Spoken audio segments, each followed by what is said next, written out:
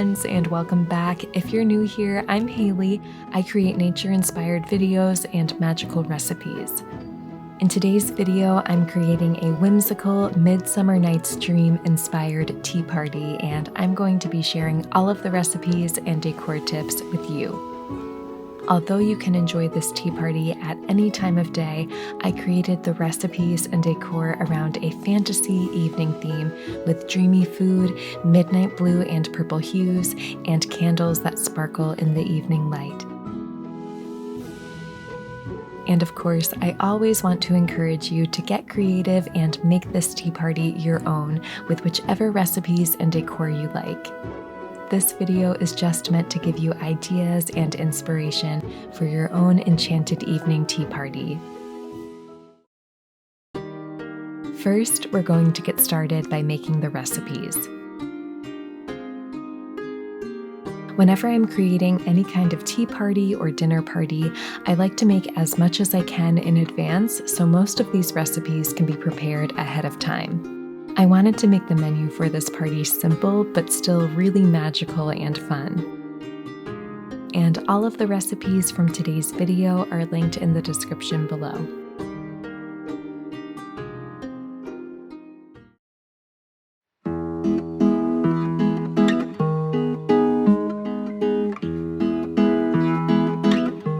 For our first recipe, I wanted to make a cheese board inspired by the beautiful purple hues of a midsummer evening, so I created this Midsummer Magic cheese board with purple hummus.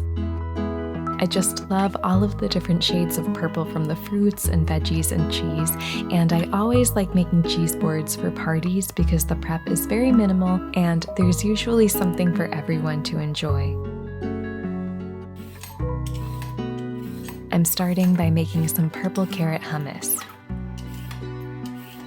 You can of course use any color of carrots you like here, but I wanted to use purple so my hummus would match the color scheme of the board.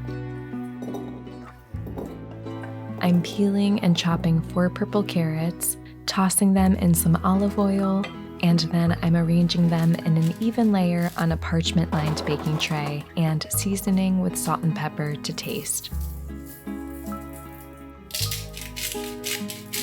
Then this is going into the oven to roast at 400 degrees for about 30 minutes until the carrots are fork tender.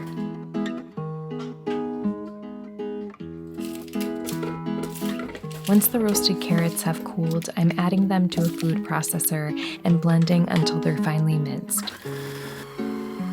Then I'm adding a can of chickpeas, half a cup of tahini, a 1/4 cup of fresh lemon juice, half of a teaspoon of kosher salt, a drizzle of olive oil, cumin and paprika, and blending everything together.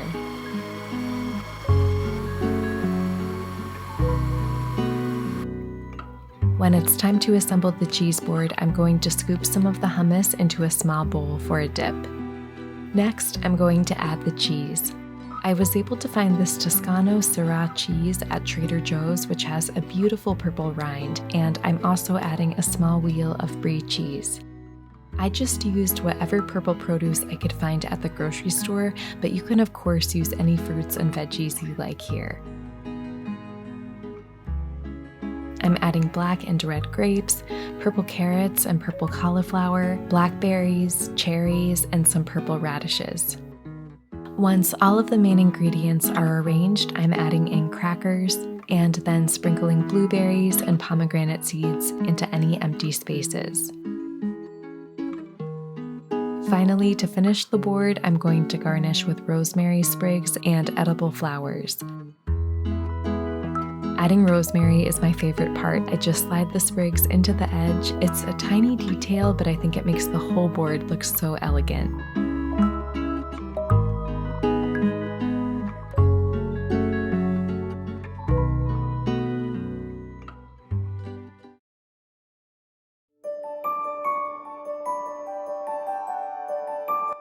Next, I'm making a savory, woodland-inspired asparagus and herb galette with microgreens and edible flowers for a touch of whimsy. I love this recipe because even though it may look a bit fancy, it is so quick and easy to make, and it tastes delicious too. To make the herbed cheese filling, I'm finely mincing about 1 cup of fresh herbs. You can use any combination of herbs you like here. I'm making mine with parsley, dill, and chives. I'm adding the chopped herbs to a bowl with 6 ounces of softened cream cheese, a teaspoon of garlic powder, and about 2 tablespoons of lemon juice, and mixing everything to combine. Then I'm going to roll out a store-bought pie crust onto a parchment-lined baking sheet. You can of course make your own pie crust here. I just wanted to make mine as easy as possible.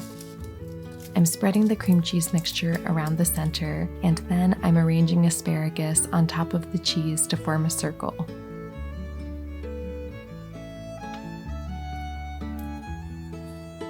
Then I'm gently folding in the edges of the pie crust to form a galette shape.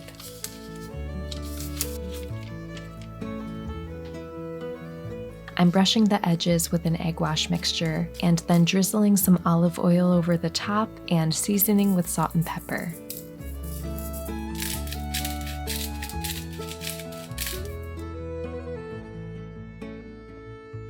I'm going to pop this in the oven to bake at 400 degrees Fahrenheit for about 30 minutes or until the crust is slightly golden brown. When I'm ready to serve the galette, I'm going to top it with about a cup of microgreens, a drizzle of olive oil and a squeeze of lemon juice, and an edible flower for garnish.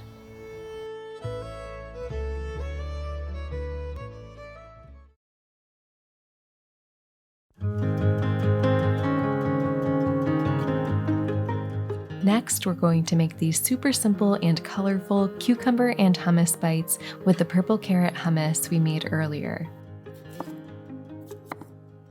I'm starting by slicing 1/2 of an English cucumber into 1/4-inch slices and arranging them on a platter. Then I'm adding a little dollop of purple hummus onto each cucumber slice and topping them with a tiny sprig of dill and an edible flower.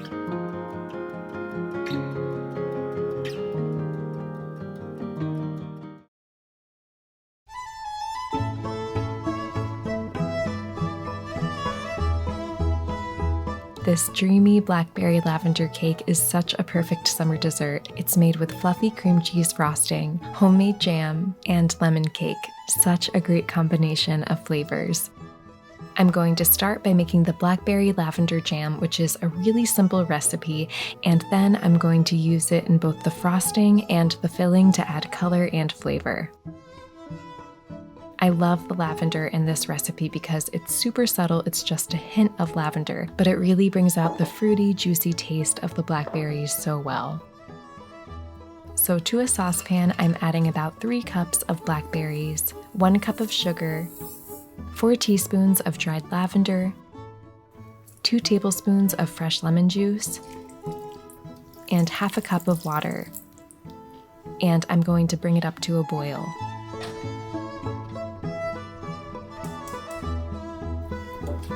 I'm using a wooden spoon to stir and mash the berries. Then I'm reducing the heat to a simmer and cooking for about 20 minutes. Blackberries are naturally high in pectin, so you probably won't need to add any ingredients to thicken the jam, but if the mixture is too runny, you can add a little bit of cornstarch. I've included some instructions on how to do this in the blog post for this recipe. Once the jam has cooled a bit, I'm using a strainer to remove the seeds and lavender. And then I'll store this in the fridge to cool until it's ready to use. To make the frosting, I'm adding 2 8-ounce packages of softened cream cheese, 1 cup of softened butter, and about 1 tablespoon of vanilla extract to a large bowl and mixing everything together with a hand mixer. I'm gradually adding in 5 cups of powdered sugar and then mixing until the frosting is light and fluffy. Then I'm adding 1/2 cup of our blackberry lavender jam. This is going to make the frosting taste delicious and give it the prettiest purple color.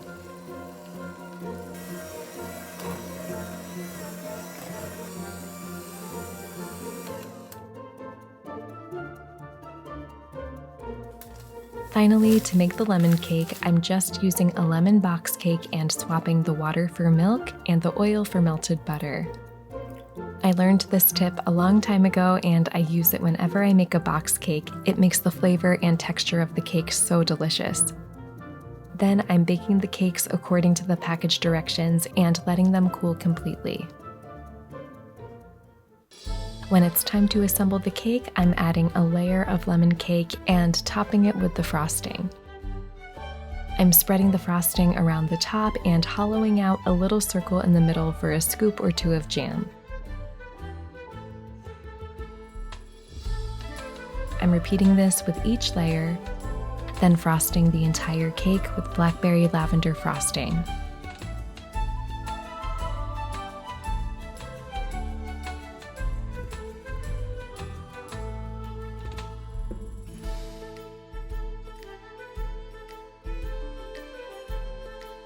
Then I'm decorating the top of the cake with some fresh blackberries and edible flowers.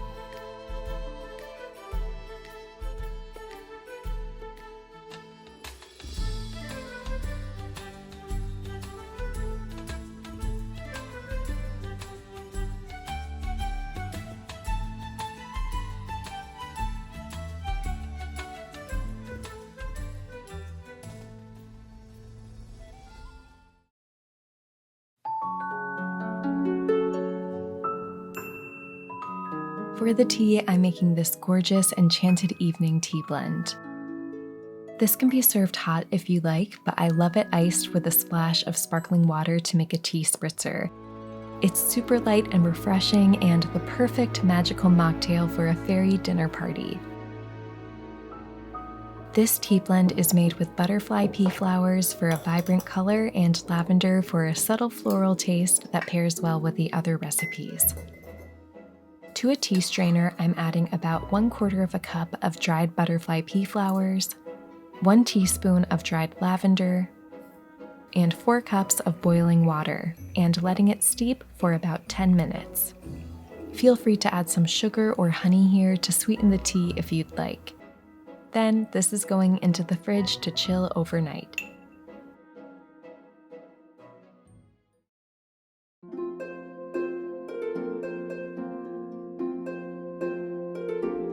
To create this Midsummer Night's Dream-inspired tablescape, I wanted to make everything feel very whimsical and magical, but still natural and forest-themed. I will link all of the decor items I used for this tea party in the description. First, I'm hanging some artificial wisteria in the tree beside the table. I'm setting up my table with a lace tablecloth and then arranging the flowers. I wanted the flowers to match the purple theme of the food, so I picked up several varieties from Trader Joe's with different shades of purple, along with some baby's breath and greenery. Then I'm decorating the table with artificial ferns and dried moss. To create an enchanted evening atmosphere, I wanted to use lots of candles, so I'm setting up a mix of votive candle holders with tea lights and candlesticks with pressed purple flowers.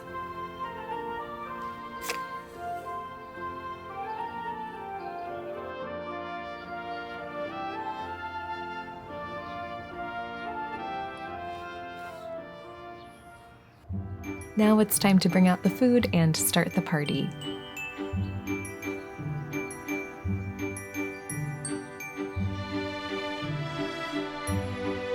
I'm arranging the cucumber hummus bites on top of this wood slab stand, and then placing some more grapes and fruit on the bottom tier.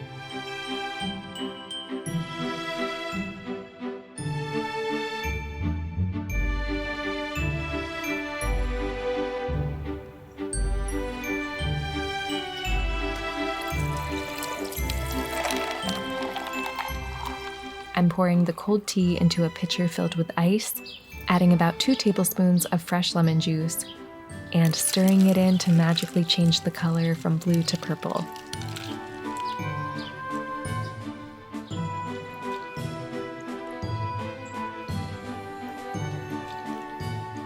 I'm filling the glasses about halfway with the tea, and then topping them with sparkling water, blackberries, and edible flowers.